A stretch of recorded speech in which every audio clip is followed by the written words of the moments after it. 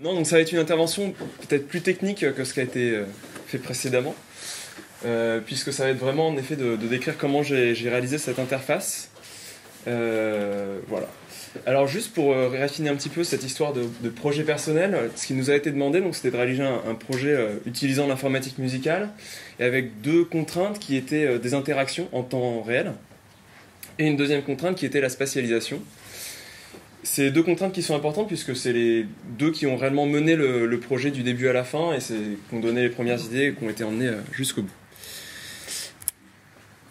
Hop. Alors, dans l'idée de base était de développer un outil qui permettait d'enregistrer la voix, de la transformer et puis ensuite de la spatialiser. Ça a été très très vite l'objectif. L'idée vient pas de nulle part, en fait c'est issu d'une technique d'improvisation collective qui s'appelle les cycle songs, qui ont été développées en particulier par un chanteur qui s'appelle Bobby McFerrin, où l'idée est de se mettre en cercle et au fur et à mesure un chef improvisateur va demander à certains groupes de répéter une cellule que le chef lui-même produit et ça part en boucle et au fur et à mesure ça se développe tout autour du cercle. Donc ça remplissait très bien l'idée de la spatialisation et donc ça a été la première chose que j'ai voulu mettre en place. Avant de parler déjà de traitement, c'était l'importance d'une spatialisation qui soit claire et qui puisse être vraiment tout de suite utilisable dans l'interaction.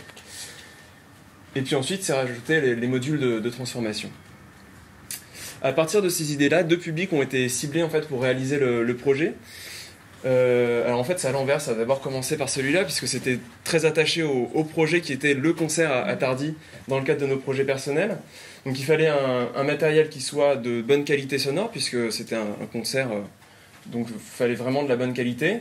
Et puis un matériel qui puisse évoluer rapidement, puisqu'on avait une semaine de résidence uniquement, donc en cas de bug, il fallait que les problèmes puissent se régler vite, et heureusement que ça a fonctionné comme ça, puisqu'en effet, il y a eu des problèmes. Alors il y en a eu jusqu'au bout, mais il y en a qui ont été réglés en partie pendant la résidence. Donc ça, c'était le premier public visé. Et puis partant de là, l'idée était de se dire, ça pourrait être intéressant que cet outil soit utilisable aussi par les personnes qui sont présentes dans le public, une fois rentrés chez eux, qui puissent utiliser l'outil, à voir comment on pouvait le faire. À la base, j'avais pas forcément d'idée sur comment ça pouvait se réaliser, mais c'était une idée intéressante. Donc il fallait quelque chose qui puisse marcher sans connaissance particulière. Donc tout de suite, l'idée d'avoir des boutons avec marqué dry wet, threshold, tout ça c'était pas possible, puisque ça nécessitait de comprendre qu'est-ce que voulaient dire ces mots et comment ça agissait sur les effets. Et donc ça nécessitait une interface simple et claire et utilisable par tout le monde, encore une fois, sans connaissance. À partir de ce cahier des charges qui était un petit peu complexe, il a fallu trouver une solution. Et donc voilà les choix que j'ai faits. Ça a été de développer en fait toute la partie graphique sur le web, à partir d'une interface qui tournait sous un navigateur quelconque.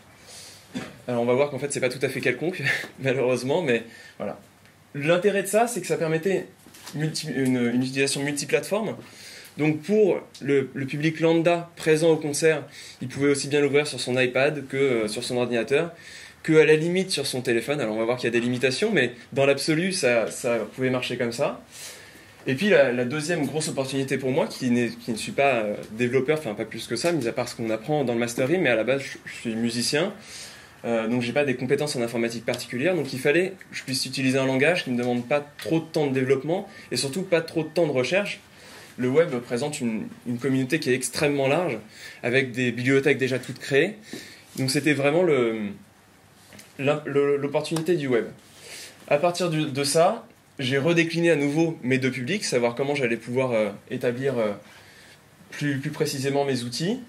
Et donc si je reprends à partir de la partie amateur, le web répondait tout à fait à la contrainte du multiplateforme et de l'utilisation par n'importe qui sans des tonnes et des tonnes d'installations, qui pourraient être par exemple l'installation de Max ou même l'installation d'une application développée en Max, mais ça nécessitait une installation, ça je ne le voulais pas.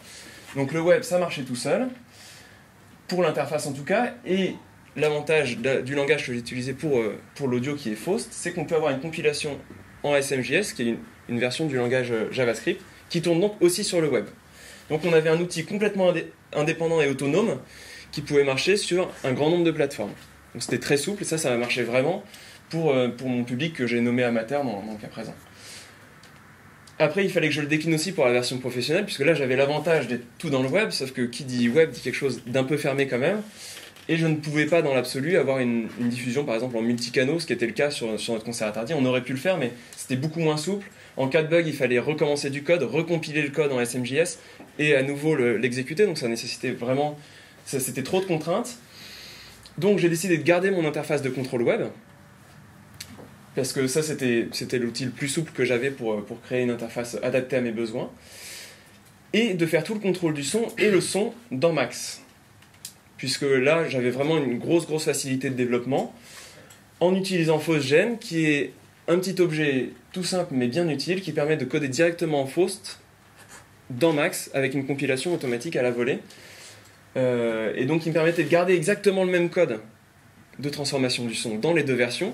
Donc, éventuellement, de le développer en FaustGen parce que c'était beaucoup plus rapide dans Max et de régler les problèmes tout de suite avec des spectrogrammes qui étaient très clairs et des choses pour éviter d'avoir des problèmes de son. Et une fois qu'il était bien développé, propre dans Max, tout de suite le renvoyer en SMJS et de l'avoir automatiquement dans une bonne version. Le problème, c'est qu'il fallait que les informations passent de l'un à l'autre. Donc ça, c'est un outil que je vais vous présenter, qui permet une communication via les WebSockets, qu'un système de communication utilisé en particulier pour le chat, par exemple, et qui permettait de me faire passer mes informations de l'interface graphique à l'audio. Alors, je vais commencer par vous présenter la partie graphique, et puis ensuite, on parlera de l'audio. Alors, voilà comment marche le site et toute la partie interface graphique. Tous mes objets sont définis dans le langage CSS. Encore une fois, pourquoi le langage CSS plutôt qu'autre chose? C'est que la communauté est énorme. Tous les sites web sont développés avec du CSS. Donc ça me permettait une grande souplesse d'avoir des formes avec des backgrounds, par exemple, qui étaient déjà préfaits, avec des formes qui n'étaient pas forcément simples à écrire, mais vu qu'il y avait une grosse communauté, je pouvais les avoir tout de suite. On va voir qu'en fait, les formes que je vais utiliser sont très simples, mais voilà. Qui communiquent directement avec une librairie de contrôle qui s'appelle interact.js, normal, puisque c'est une librairie JavaScript. Cette librairie, on va la voir, en fait, interroge directement les attributs CSS, et en fonction de ça, ça permet de savoir réellement ce qui se passe sur ma page. De la même manière, ma couche CSS envoie des informations vers P5, qui est un outil de dessin, en fait, qui est issu du logiciel Processing, voilà, qui est la version JavaScript et intégrée dans le web de Processing, ce qui me permettait de générer une interface un tout petit peu plus jolie, on va dire, avec des interactions un peu plus visibles, et donc une interface plus lisible pour le public amateur. Alors on va voir que pour la version concert, on va juste voir une vidéo, c'est pas P5 que j'ai utilisé, mais c'est Sri.js dont je parlerai à la fin, qui permet de générer des interfaces en 3D. C'était pour le visuel du concert, mais c'est pas la version qui sera gardée au bout pour des simples problèmes de calcul. Et une fois que j'ai toutes ces couches qui communiquent, Interact.js m'envoie soit des informations vers le Faust, développé en SMJS, on va voir comment, soit en WebSocket vers Max. Alors l'avantage de la version tout web, vous voyez que j'ai rajouté une flèche ici, c'est qu'on peut envoyer des informations vers le Faust et de ce Faust récupérer des informations pour P5, donc ce qui me permettait de faire évoluer le graphisme en fonction du son que j'avais. Chose que j'ai pas fait dans la version concert. Alors on peut aussi faire des communications WebSocket dans l'autre sens, mais qui étaient un petit peu moins stables, et pour du live je préfère avoir des choses stables, pour éviter trop de problèmes. Interact.js, ça marche comme ça. Je les présente parce que comme ça, c'est aussi pour vous montrer que c'est des outils simples, et encore une fois, je ne suis pas développeur de base, donc c'est des choses qui peuvent marcher rapidement. Il a l'avantage en fait d'interroger d'aller chercher des informations à partir de classes CSS, ce qui me permettait, vous allez voir l'interface juste après, d'avoir plusieurs objets qui font partie de la même classe, et donc d'appliquer les mêmes fonctions sur ces classes. Donc là par exemple, c'est pour une classe qui s'appellerait cercle. Je lui dis, lorsque sur cercle, tu repères un mouvement de déplacement, tu exécutes la fonction. C'est tout simplement ça. Alors Interact a un avantage, c'est qu'il arrive à lister beaucoup de types de fonctions. Il y a la fonction de déplacement, mais il peut aussi repérer la fonction drag and drop, qui est une éventuelle possibilité de continuité de ce projet d'ailleurs. Et puis toutes les fonctions de tape par exemple. Voilà. Il est totalement stable entre du multipoint ou une souris. Donc ça c'était important aussi, puisque l'idée c'était d'avoir un maximum d'interactivité. Et donc l'outil tactile marche tout de suite très très bien. Interact le fait, donc à partir du moment où j'interroge par exemple une classe cercle, il va aller exécuter tout ça, et si en même temps il y a une deuxième classe cercle qui s'appelle, il réexécute sur le nouvel objet. Donc ça permet d'avoir vraiment du multipoint. J'ai pas testé la limite, mais à mon avis on monte au moins à 10 points. Enfin, après ça va dépendre des écrans tactiles. Cette fonction elle est toute simple. Je récupère l'objet sur lequel je viens d'exécuter. Donc on sait qu'il est dans la classe cercle puisqu'il a appelé ça, mais après je récupère réellement qui tu es par rapport à tous ceux qu'il y a dans cette classe. Je récupère des attributs qui étaient déjà préenregistrés, qui sont la position en X, la position en Y, auquel j'ajoute le déplacement en X et en Y. Ça permet de me faire un déplacement en fait. Je réédite ces valeurs à la fin d'ailleurs. Et je fais un déplacement de ma source qui est à la nouvelle position, qui est donc son ancienne position, plus les déplacements, une fois en X, une fois en Y. C'est vraiment un procédé qui est extrêmement simple et qui permet de se mettre en place très très vite. Alors au final, on va voir quand on regardera rapidement la disposition en CSS. J'ai eu besoin de repasser sur des... Là, à chaque fois j'utilise target, donc c'est l'objet lui-même. On a des fois besoin de remonter dans le parent, voire même le parent du parent, pour pouvoir faire des déplacements d'objets multiples. Mais là, c'est vraiment le cas simple. Donc ça, c'était ce qui me permettait de faire le déplacement aussi bien en multipoint que en souris. Ce qui était réellement important, puisque très vite est venu s'intégrer dans le projet la table bin qui m'a été proposée, qui était, elle, totalement en multipoint, et c'était le gros intérêt, mais on va en parler après. Donc là, déjà, on commence à voir un tout petit peu l'interface, mais on la verra plus tout à l'heure. Les autres librairies que j'ai utilisées, encore une fois, librairie simplicité de création de code, rapidité, c'était donc P5, qui permet l'édition de graphismes.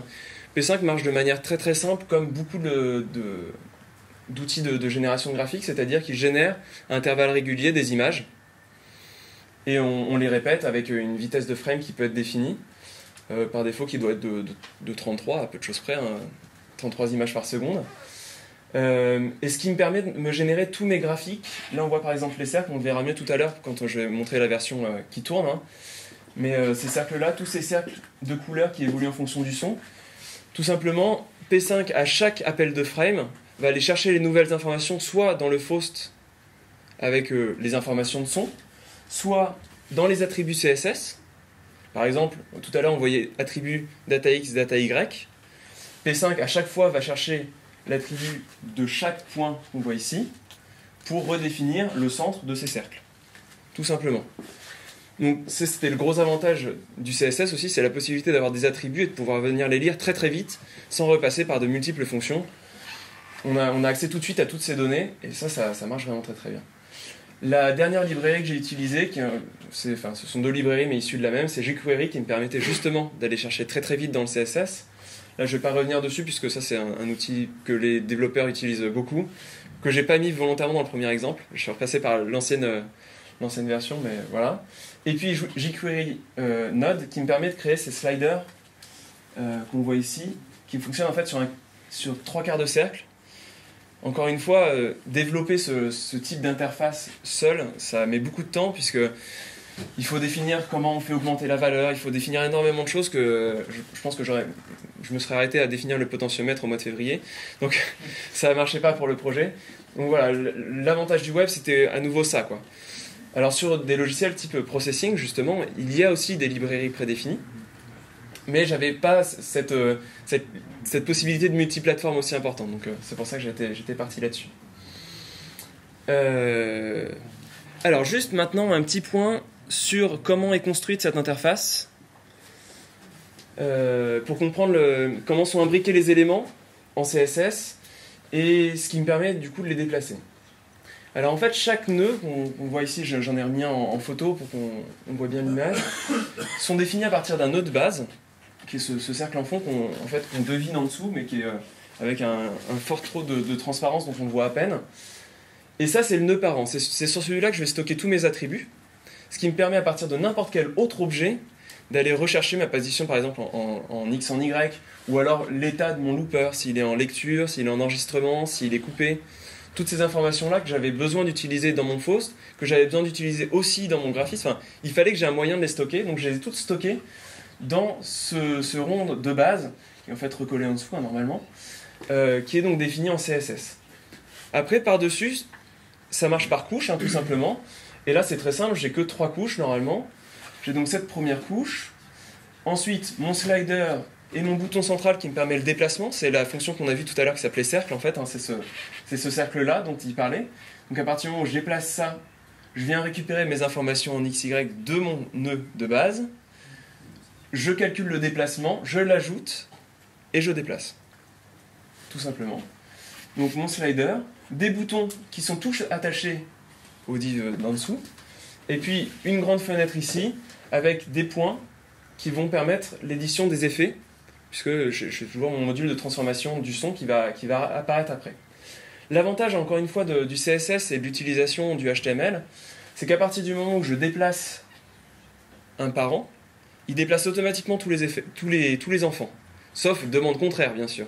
Mais là, ça ne m'intéressait pas du tout d'avoir des demandes contraires, puisque j'avais mon outil de spatialisation. À partir du moment où je déplaçais ça, il fallait absolument que mes effets suivent, que mon slider suive, il fallait que tout suive. Donc, c'était le gros avantage de cette disposition par couche. Je déplace un élément, il les déplace tous. Je n'ai pas besoin de tout redemander à déplacer. Donc, c'est un peu le fonctionnement global de cette superposition d'éléments. Et chacun appartient à des classes différentes. Donc on a une classe pour ces boutons-là qui se déplacent et qui ont aussi une fonction quand on appuie dessus. On a une classe pour ces boutons-là qui, eux, ne se déplacent pas, mais me permettent de changer ma couleur du P5. Enfin, voilà, on a à chaque fois des classes différentes avec des idées bien définies. À partir de ça, il a fallu donc l'adapter pour la table bin. On va voir la démo tout de suite. Avec des contraintes nouvelles qui sont apparues. La table bin, j'ai pas trouvé d'image très claire, mais donc elle fait 43 pouces. Donc c'est vraiment un grand écran, ce qui me permettait d'avoir énormément d'objets. Ça, c'était le point important. Par contre, on a une précision de tactile qui est un peu moins importante que sur un iPad ou sur des objets comme ça. Donc il m'a fallu redéplacer un peu mes objets pour éviter des clics intempestifs. Quand je clique sur le bouton 1, en fait, il met le bouton 2 parce qu'il est trop proche. Ou sur mes sliders, par exemple, j'avais des problèmes. Je cliquais sur un bouton, il comprenait que c'était slider, donc ça me changeait automatiquement mon volume. C'était pas forcément une bonne idée. Donc il a fallu la redéfinir. Mais ça a permis quand même d'emmener le projet jusqu'au bout. Et surtout d'avoir une réelle interface qui montrait réellement toutes les possibilités de l'outil web. Encore une fois, le gros avantage de ça, contrairement à une table tactile qu'on aurait pu utiliser avec un logiciel précis, une définition, c'est que cet outil-là, je l'ai développé chez moi, sur une petite tablette, voire même au final sans tablette, à la fin du processus. Et puis j'arrive, je branche, voire même je me branche sur Internet, puisqu'au final ça a été exporté sur le web, et automatiquement l'interface tourne sur la table, puisque c'est une table qui fonctionne sous un Windows 8.1 de mémoire, donc qui peut tout ouvrir. Encore une fois, la portabilité est énorme. Et la souplesse de programmation, je pouvais programmer sur la table en étant dans le train, arrivé, je sors du train, je le teste sur la table, ça marche tout de suite très vite. Donc ça c'était vraiment le gros avantage. Je vais vous montrer juste un extrait donc, du concert où on me voit utiliser des effets. Je ne vais pas forcément parler de tous les effets tout à l'heure puisque c'est une version qui a été faite pour le concert et ce n'est pas la version qui a été exportée pour le web puisque j'avais trop d'effets en fait. Au final, j'avais 10 effets qui ont été utilisés sur la version concert. J'en ai gardé que 5 pour la version web. Aussi pour des problèmes de temps de calcul et pour des problèmes de choix. J'avais en fait 2 pages pour la version concert donc j'ai préféré en garder.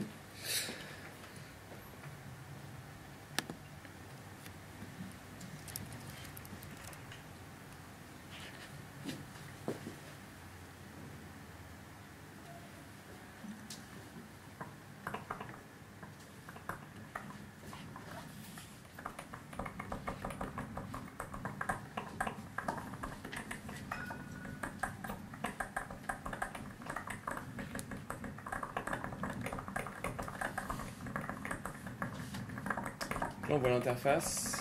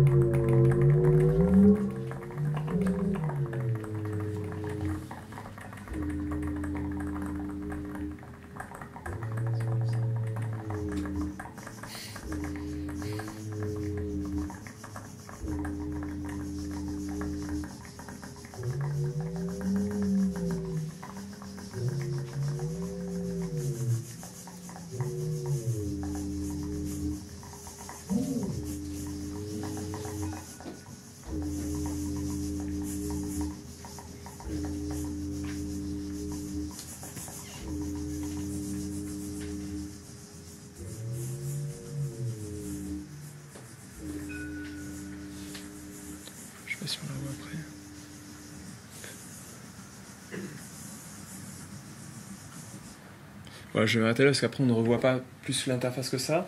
Donc en fait, sur ces histoires de boutons justement, j'ai en fait 4 boutons qui sont, enfin 5 boutons, autant pour moi.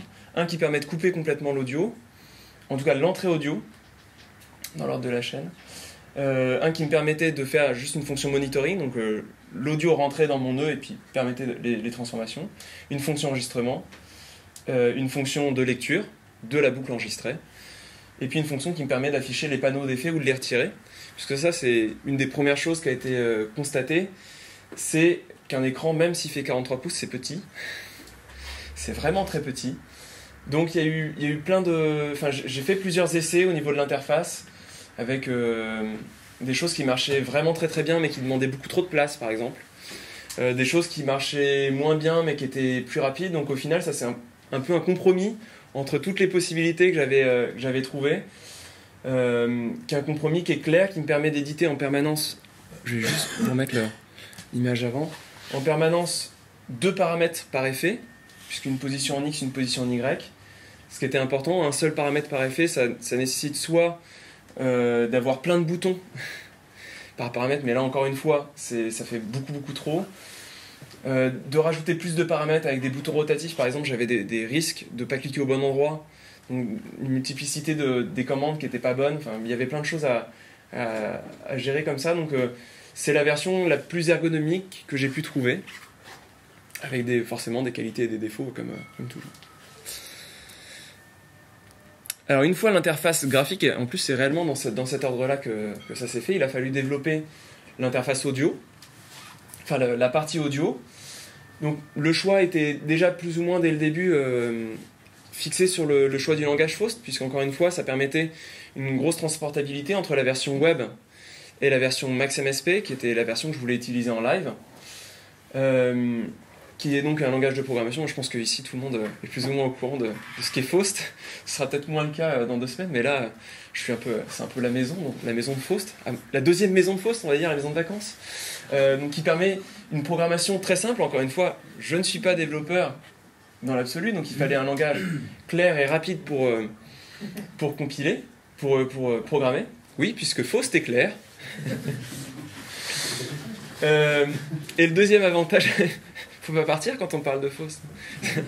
Le deuxième avantage, c'était en effet cette multiplicité des compilations possibles, aussi bien en Max et en web. Je vais commencer par vous présenter comment j'ai réalisé les interactions avec Max avant de rentrer réellement dans ce qui s'est passé avec Faust. Donc pour pouvoir avoir ces interactions, il fallait que mes informations de l'interface graphique puissent arriver dans Max et l'inverse. Pour faire cela, encore une fois, n'étant pas développeur, j'ai cherché des informations un peu partout. Et il se trouve qu'il y a un petit objet très très bien qui a été développé par Oliver Larkins, qui est professeur à l'université de York, il me semble, qui tout simplement génère un serveur directement dans le patch Max. L'énorme avantage de ça, c'est que ça évite d'utiliser un serveur annexe, donc de devoir installer un serveur, le mettre en route, intégrer la page dedans, et ensuite le connecter avec Max, via un système que je ne maîtrisais pas non plus. Donc là, j'avais tout en fait compilé en un seul objet, qui est un objet extrêmement simple, si on regarde rapidement. Donc là, c'est la procédure de déclenchement en fait, de la page, d'intégration de la page, qui est dans le dossier parent en fait, du patch. Et l'objet qui apparaît ici, il contient juste 4 arguments, et 3 en fait, que j'ai utilisés. Le premier, c'est le port sur lequel est stockée la page. Le deuxième, c'est le nombre d'occurrences que la page peut avoir en termes d'ouverture. Donc je peux avoir que 4 clients dans le cas présent. Et le taux de rafraîchissement. Tout simplement. Et à partir de ça, il me ressort des informations qui sont les informations qui commencent par RX, qui sont les informations que je vais utiliser, tous mes paramètres, qui commencent par le numéro de l'occurrence. On va en revenir tout à l'heure, mais ça c'est un gros avantage. Et puis une deuxième information ici, qui est tout simplement de dire, est-ce que j'ai un client connecté?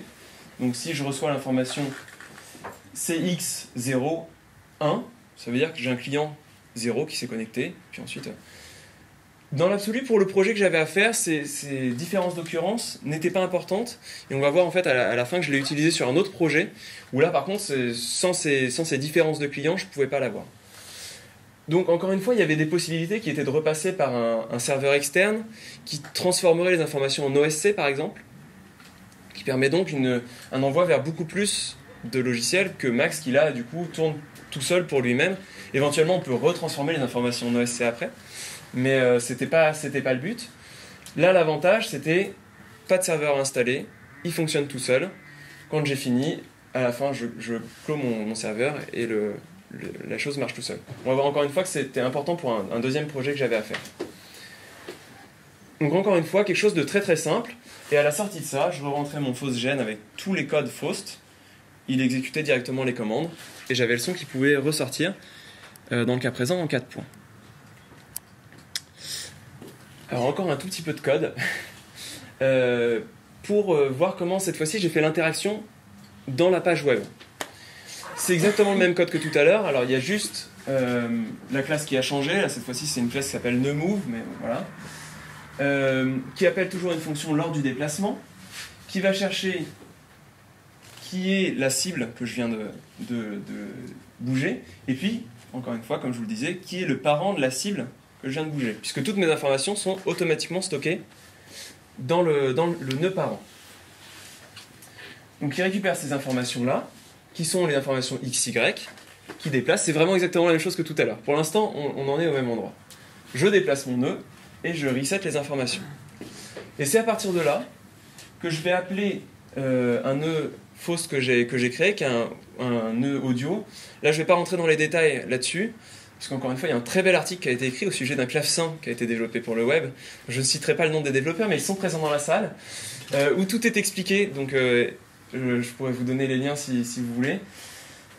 Et ce nœud, automatiquement, va aller changer la valeur, cette value, d'un contrôleur qui porte le nom qui commence toujours par 0x00 et ensuite dont j'avais codifié vraiment les noms de mes contrôleurs, donc qui s'appelle moveX pour le déplacement en x, ensuite qui prend le numéro de l'id, donc de l'objet que j'avais déplacé, hein, toujours par le target, oui puisque celui-là je peux le récupérer par le target. Là j'utilise même pas le parent dans cette version là au final. Et puis, je lui envoie, en fonction de la taille de fenêtre, où est-ce que je me trouve. Ce qui me permettait d'avoir une position par rapport au centre et non pas décalée. Même chose pour le Y. Après, j'avais des calculs à faire pour la spatialisation, mais dans l'absolu, c'est juste ça. Des éditions de valeurs par cette value sur des paramètres donnés qui sont dans le cas présent X et Y. On peut noter, puisque je l'ai utilisé, mais je ne vous le montre pas là, que cette fonction setValue qui marche sur le nœud audio Faust, on a aussi la fonction getValue qui marche, qui m'a permis de faire les interactions dans l'autre sens, qui était de dire à Faust, c'est P5 qui demandait à Faust à combien est ton volume actuellement.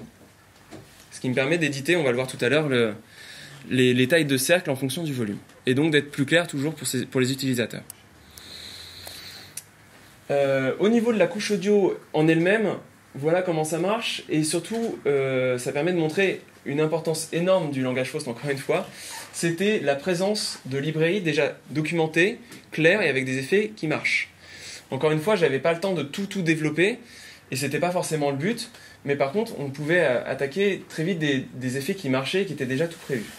Alors, au niveau de l'interface, donc j'ai d'abord mon looper, qui permettait donc d'enregistrer mes sons avec les trois fonctions, qui étaient la fonction monitoring, où juste le son se met en route, la fonction record, qui permettait d'enregistrer sur des tables, qui sont déjà définies dans Faust, et la fonction play, qui me permettait, en fonction du temps que j'avais mis d'enregistrement, de relire ma table du début jusqu'à la fin. Une fois qu'elle était à la fin, elle repartait en boucle. Ensuite, un effet de saturation, avec un filtre en cloche qui était défini dans Faust, et puis une saturation, qui est donc la cubicanelle, qui est définie dans effet.lib. Donc, encore une fois, utiliser ce qui marche. Le granulateur que j'avais codé très simplement avec l'utilisation des tables. Un délai, qui est une extension du SDLay qui est défini dans music.lib pour éviter les clics lors du changement de durée de délai. Un fil passe-bas, qui est le filtre Moog qui est défini aussi dans les filtres lib. Une reverb qui est aussi définie. Donc tout ça permet de gagner énormément de temps et surtout d'avoir des effets qui ont été testés et qui marchent. Et gros avantage encore de Faust et de ses librairies, c'est qu'on a une librairie qui s'appelle HOA qui est toute prédéfinie, qui est une librairie qui est développée à Paris 8, il me semble, hein, c'est bien ça, qui permet donc une spatialisation, et surtout une spatialisation en binaural.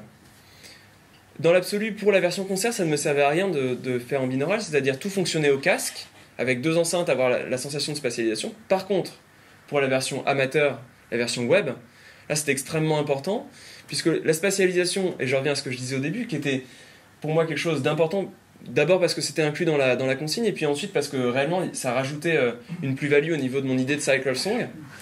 Il fallait que je puisse la voir même avec quelqu'un qui est chez lui au casque. La librairie HOA m'a permis ça très très simplement, en récupérant, comme je vous ai montré tout à l'heure, les positions XY, moyennant une petite transformation, puisque HOA marche en polaire et non pas en cartésien, donc il fallait lui donner un angle et un rayon, et non pas une position XY, mais ça c'est des calculs qu'on sait très très bien faire, très rapidement, et que j'ai pas inventé non plus, donc voilà, ça me permettait d'avoir ça. Autre gros avantage, qui au final n'a pas été utilisé, mais qui pouvait marcher très très bien, c'est que cette librairie HOA est aussi définie dans Max. Et pour mon utilisation concert en multipoint et précisément en 4 points, je pouvais récupérer directement les informations de HOA et les retransformer en 4 points dans Max sans repasser par de multiples changements. Et donc je rentrais directement les informations XY dans mon Faust et il me ressortait un son en 4 points. Ça c'est vraiment, vraiment important de pouvoir le faire comme ça. Et je suis même allé plus loin, c'est-à-dire qu'on fonctionne sur des systèmes d'encodeurs au niveau de l'ambissonie pour HOA. Je récupérais ces informations-là et je les retransformais vraiment tout dans Max pour éviter d'avoir à l'utiliser dans Faust et pouvoir gérer aussi mon déplacement d'enceinte et mon placement d'enceinte en fonction de là où la résidence me permettait de mettre les enceintes, tout simplement. Chose que je ne pouvais pas savoir avant la résidence. Encore une fois, Max me permettait une grande souplesse que je n'avais pas forcément sous un vrai langage de programmation web. Je vous propose de voir comment ça marche maintenant avec l'interface mise à jour et les dernières versions. Alors, je vais pas. La version originale marchait avec un micro, puisque c'était cette histoire de chanteur.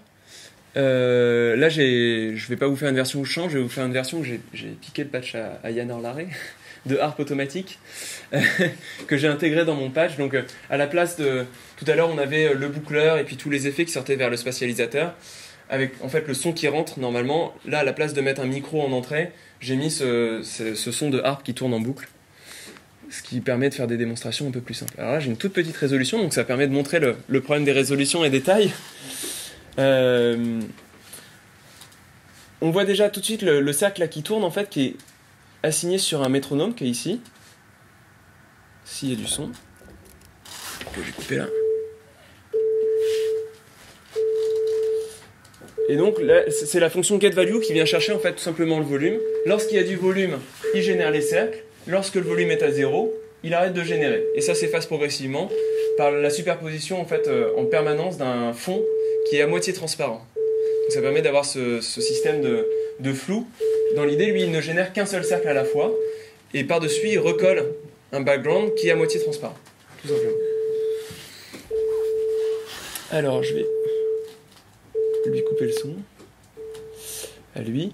Ce métronome, en fait, il me permettait d'avoir mes boucles qui étaient timées avec l'enregistrement part automatiquement sur le métronome et s'arrête forcément sur un métronome aussi.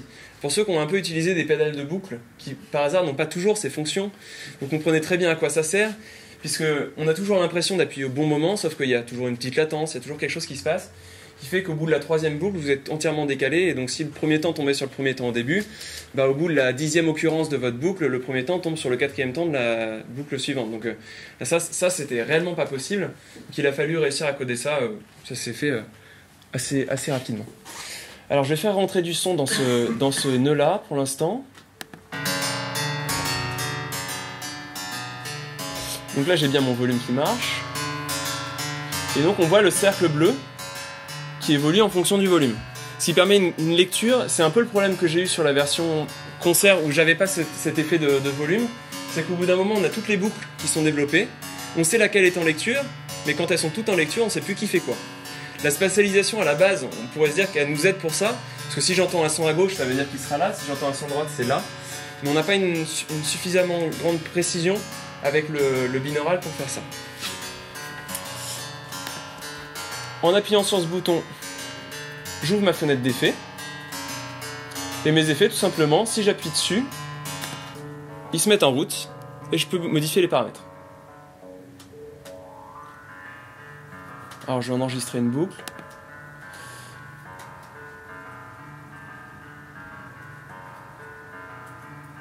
Alors ça fait la même chose, hein, puisque les boucles sont timées sur la même chose, mais ça va me permettre de changer mes sons de harpe.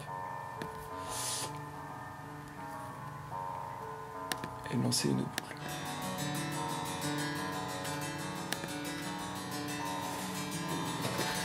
Alors on peut utiliser... Ouais.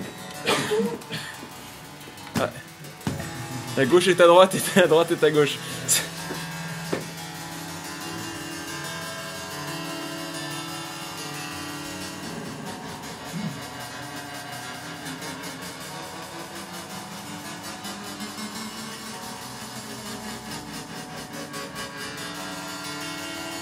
Voilà, je vais pas aller plus loin dans la démo puisque vous voyez comment ça marche.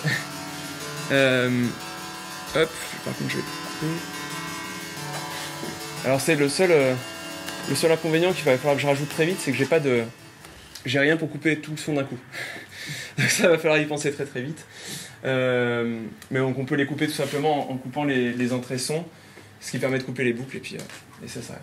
Donc en tout on en a 6, donc là qui apparaissent pas parce que j'ai une résolution qui est trop basse. Et donc vous voyez déjà, bon, si on a entendu gauche-droite, c'est bon signe, c'est là que ça marche. C'est un effet, le binaural, qui marche surtout au casque, et voire même essentiellement au casque, donc à vous d'aller essayer si vous avez envie de voir comment ça marche. Les deux versions sont déjà en ligne en fait, aussi bien la version... hop, je vais couper. Aussi bien la version qui tourne avec le micro que la version qui tourne avec la harpe automatique, que j'ai donc piqué à Yann. Mais je trouvais que c'est plus intéressant pour la démonstration. Juste pour finir, oui j'ai le temps, je voulais juste vous parler d'une autre installation que j'ai mis en place avec ce système web, puisque ça va pouvoir donner des idées, en particulier à ceux qui font de l'art numérique et des installations, puisque ça reprend un peu le même principe. C'est un système qui est en train d'être mis en place à Bourgoin, au CRD de Bourgoin, qui a une classe d'électroacoustique, qui est doublé de modules d'improvisation collective avec transformation. C'est un peu issu des travaux que fait Alexandros Markeas au CNSM de Paris avec l'improvisation générative. Il fait toujours ça avec transformation. Ce module comprend deux versions, la version avec transformation et la version avec bande, où les élèves enregistrent des sons, le professeur monte une bande, ils doivent improviser avec la bande. Et pour la version transformation en temps réel, cette année, c'est des chanteurs qui travaillent. Et l'idée a été très vite de se dire, est-ce qu'on ne pourrait pas mettre le geste en lien avec les transformations, puisque à l'origine, les élèves passant très très peu de temps dans cette classe, c'est juste un module, c'est le prof qui fait toutes les transformations via le Mac et un iPad, les élèves ne touchent à rien. Là, les élèves ayant les mains vides, puisque ce sont des chanteurs, ça devenait intéressant de pouvoir leur donner des traitements simples, puisque pas le temps pour expliquer encore une fois qu'est-ce qui se passe, est-ce qu'on rallonge un feedback, ou ça c'est pas possible à expliquer, pas le temps, donc il fallait des choses simples et fonctionnelles. Et bien sûr, sans budget. Parce que c'est ça qui a aussi mené le projet. Avec une contrainte quand même, qui est de se dire qu'à chaque fois, un chanteur a attitré à lui un haut-parleur. Ça, c'est ce qui a été mis en place par Philippe Moël-Locos, donc qui travaille au CRD de Bourgoin, qui est de se dire, pour que les transformations soient audibles, c'est beaucoup plus simple que le chanteur ait son haut-parleur à côté de lui, ou l'instrumentiste, pour qu'il entende réellement ce qui se passe, comme un alter ego, plutôt que de l'avoir spatialisé, par exemple, avec une super spatialisation de son tournant. 3 chanteurs en même temps qui ont des effets qu'ils ne connaissent pas avec des sons tournants, vous imaginez bien que ça se finit où tout le monde fait n'importe quoi, et tout le monde a l'impression que c'est génial, mais personne ne sait réellement qui fait quoi. Donc c'était la grosse contrainte.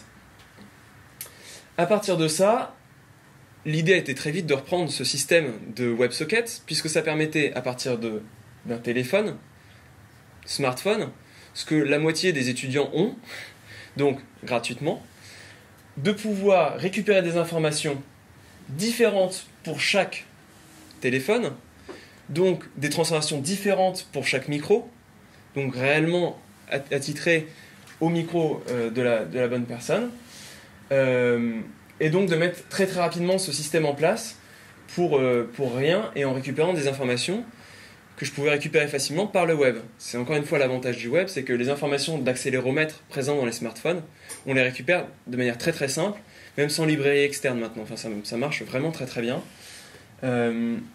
Et c'était beaucoup moins cher que d'acheter des Arduino par exemple, ou même des Wiimote qui auraient pu très bien faire ce système aussi hein, via Osculator. Mais là, on ne pouvait pas le faire. Alors, la dernière solution qui aurait été plus simple, dans l'absolu, c'est d'utiliser le module, l'application OSC, dont j'ai perdu le nom, TouchOSC, voilà, par exemple, qui permettait tout de suite de récupérer ça et de les envoyer, sauf que ça nécessitait que tous les étudiants l'installent sur leur smartphone. Smartphones qui peuvent être iPhone, Android ou Windows Phone. Et Windows Phone, on est bloqué. Au-delà du fait que TouchOSC peut être payant dans certaines versions en plus. Donc on arrivait sur des blocages trop gros. À partir du moment où ils avaient un smartphone et un navigateur web, ils pouvaient faire fonctionner mon détecteur de mouvement. Donc là, on est sur quelque chose qui est beaucoup beaucoup plus souple. Et puis ils installent rien, il n'y a pas de... Enfin voilà, c'était vraiment, vraiment très très simple. Donc ça, c'est quelque chose qui est en train d'être mis en place. À la base, le projet complet, normalement, allait se développer aussi sous Faust et sur le web complètement, ce qui permettait, quand ils rentraient chez eux, d'ouvrir la page et d'avoir les transformations en direct. Au final, a priori, on va juste récupérer les informations, puisque les transformations qui veulent être faites, faute de temps, c'est plus simple d'utiliser des transformations que Philippe connaît déjà et maîtrise déjà à 100%, plutôt que de lui redonner des transformations que j'avais d'ailleurs recodées, type le Munger, où j'avais recodé un freeze par exemple, qui marchait pour faire ça. Mais il a préféré utiliser ses propres effets. Bon, ça après, c'est aussi la fonction d'un RIM, de dire à un moment, moi, j'ai développé des choses, si elles ne correspondent pas à la demande, c'est pas grave. Voilà. J'ai au moins mon module qui marche de réception du mouvement. Pour finir, alors je vous marque juste les différents liens pour ceux qui seraient intéressés d'aller chercher. Donc, ça, c'est les liens vers les objets que je vous ai montrés. La version voix avec entrée micro qui ne fonctionne actuellement que sur Mozilla. Et je vais en revenir juste pour la conclusion. La version ARP qui permet donc de fonctionner avec la harpe automatique de Yann. Le site du Gram, s'il y en a qui veulent se mettre à développer sur Faust, qui ne le font pas encore, c'est mal, il faut le faire. Hein. Le site de P5 et d'Interact, pour ceux qui veulent aller télécharger les librairies. Et le site de Trig.js, qui est une librairie qui permet de générer des dessins en 3D. Vous avez pu le voir sur la vidéo, c'est ce que j'avais fait avec une grille qui tournait et des boules en WebGL, qui est en fait un peu l'avenir de ce projet pour l'instant, dans ce que je suis en train de commencer à développer sur mes heures de sommeil normalement, mais c'est pas grave, qui est de développer une interface 3D, en binaural 3D, avec des objets qu'on puisse déplacer. Et là on arrive vraiment dans un monde qui devient... on peut tout faire. À partir du moment où on peut déplacer des objets en 3D, le son se déplace autour de nous, en fait on commence à générer réellement des choses qui sont au niveau de l'installation, au niveau de l'objet artistique, très très intéressantes. Ouais, il me reste 3 minutes. Pour un petit débrief de ce projet, au final, le web a permis de développer très vite une interface tactile. Il présente quand même quelques soucis. Donc le premier que je viens de nommer, c'est ça, c'est que la version micro, par exemple, a marché jusqu'à à peu près mi-janvier sur Chrome. Depuis, elle ne marche plus. Je ne sais pas pourquoi. Ah, il y a l'explication. Il faut être en HTTPS.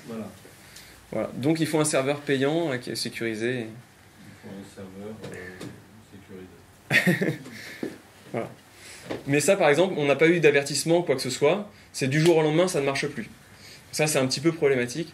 Bon, après, si c'est juste ça le problème, en effet, on va pouvoir le régler vite, mais voilà, ça c'est un peu l'inconvénient. Le deuxième inconvénient, là, on ne l'a pas trop vu, et c'était un peu aussi pour ça que j'ai utilisé la harpe, c'est le temps de latence. On n'est pas sur des temps de latence aussi optimisés que la version sur Max, par exemple, où j'avais un temps de latence presque nul. Alors si vous essayez déjà de le charger sur un smartphone, ça va pas marcher normalement. Donc ça c'est problématique sur des problèmes de boucle. On arrive à descendre assez bas, mais dès qu'on rajoute par exemple du graphisme, et c'est pour ça que la version 3D n'est pas développée, enfin n'est actuellement pas fonctionnelle sur le web, puisqu'on lui demande en plus de faire des calculs en 3D. Donc il veut plus. Il y a un moment il dit qu'il n'est pas content. Voilà, après, c'était vraiment l'avantage de la portabilité, de la multiplateforme. Et puis, pour finir sur l'interface tactile, qui a permis de développer ça, ça présente aussi quelques inconvénients, et ça me paraissait important de le dire, au-delà de la grande possibilité, la grande souplesse d'interface, ça c'est vraiment le gros avantage, puisque développer une interface en dur, avec des boutons qui gèrent la spatialisation, des boutons autour, enfin, ça c'est strictement impossible, donc l'interface tactile permet ça, très très rapidement. Ça a l'air de marcher. Normalement, il met un peu de temps au chargement, mais une fois qu'il est chargé, il marche. Ah, un inconvénient près, mais c'est pas grave, c'est expliqué dans la notice au début. Ça peut se figer, c'est normal, vous attendez 3 secondes et ça arrête de se figer, ça repart. Mais on en a parlé tout à l'heure, on n'a pas trouvé la solution pour l'instant. Mais on va la tester. Donc le tactile permettait ça. Par contre, il présente un inconvénient, moi que je soupçonnais et que j'ai quand même du coup vécu en live, c'est qu'il nécessite un contact visuel permanent. Sur une interface en dur, avec des boutons, on pose le doigt sur le bouton, on sait qu'on a le doigt sur le bouton, ça bouge. Sur une interface graphique visuelle, on pose le doigt sur le bouton, on le déplace, on n'est pas sûr que ça ait bougé. Donc ça nécessite un contact visuel permanent, qui est réellement à prendre en compte, puisque dans le cadre d'interaction, par exemple, avec des musiciens, alors c'est peut-être dû à mon expérience, moi, de musicien, qui est en plus un peu particulière, puisque je dirige aussi beaucoup. Le contact visuel, c'est plus de 50% du travail. Donc là, il y a peut-être des choses à mettre en place, et c'est probablement en fait l'interface qui est adaptée, avec peut-être des interfaces qui n'ont pas d'objet direct, où on récupère par contre le mouvement, par exemple des 5 doigts, n'importe quel endroit où je fais le mouvement, il récupère le déplacement, et ça c'est probablement quelque chose qui peut être plus intéressant, qui peut emmener plus loin. Ça c'est la première chose, et la deuxième chose, pour re-simplifier ça, c'est que les interactions avec les autres musiciens se fassent aussi sur la table tactile. Donc on peut imaginer 2, 3, 4 personnes autour de cette table qui éditent tous leurs objets, éventuellement se les passent. Alors, on peut imaginer que le joueur 1 n'ait que des effets de saturation, le joueur 2 que des effets de reverb. Ils génèrent tous des sons différents. Et si le joueur 1 veut de la reverb sur son son, il est obligé de la donner au joueur 2, pour que la reverb s'intègre. Enfin, il y a probablement des choses en termes d'interaction qui sont plus intéressantes et qui peuvent être réellement à pousser maintenant. Donc ça, c'est en fait une première étape de travail où j'étais en jeu solo. Mais il y a probablement des choses à faire en termes d'interaction si tout le monde se situe sur la même table, où là on récupère le regard, puisqu'en fait on vient contacter aussi visuellement où se trouve l'autre musicien, pourquoi, comment, et qui est peut-être aussi en train d'être développé d'ailleurs avec la plateforme Playground, ça je ne sais pas où vous en êtes dessus. Donc, le côté multijoueur qui là redevient réellement interactif et qui casse ce problème de j'ai besoin en permanence de voir mon écran et donc je perds le contact avec les autres. Voilà. C'est à peu près tout ce que j'avais à dire là-dessus. Si vous avez des questions, c'est le moment.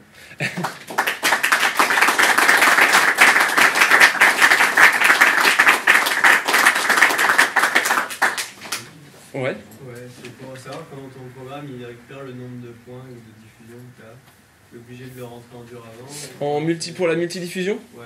Pour la multidiffusion, oui, en fait. Scan, est-ce qu'il faut rentrer le nombre ? Non, en fait, tout simplement, ce que j'ai fait pour la multidiffusion, alors c'est la première version que j'ai essayée, je l'ai changée pour Tardy en fait, mais la version de base tourne en stéréo, binaural, un point c'est tout.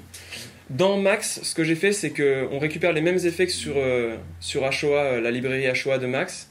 Donc on lui donne un certain nombre une division en ambisonique, et je récupérais automatiquement ma division ambisonique, et le décodeur, je le mettais dans Max, avec un décodeur, enfin la même chose que ce que tu as fait. Donc le décodeur, je le mettais à cet endroit-là, ce qui me permettait d'éditer mes positions de haut-parleur, ce qui n'est pas possible dans la librairie HOA pour l'instant en Faust.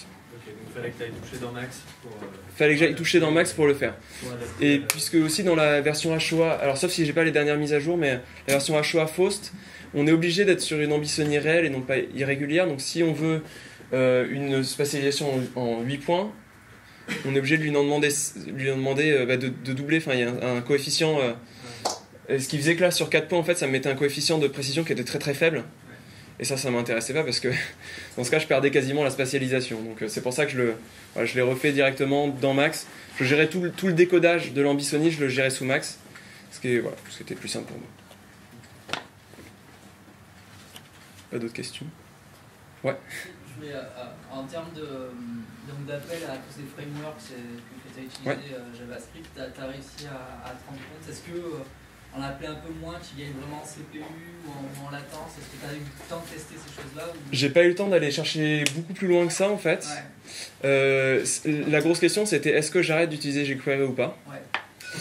Le problème c'est que comme j'avais de toute façon mes nœuds, mes dials qui fonctionnent avec jQuery, donc j'avais besoin de charger la bibliothèque jQuery dans tous les cas.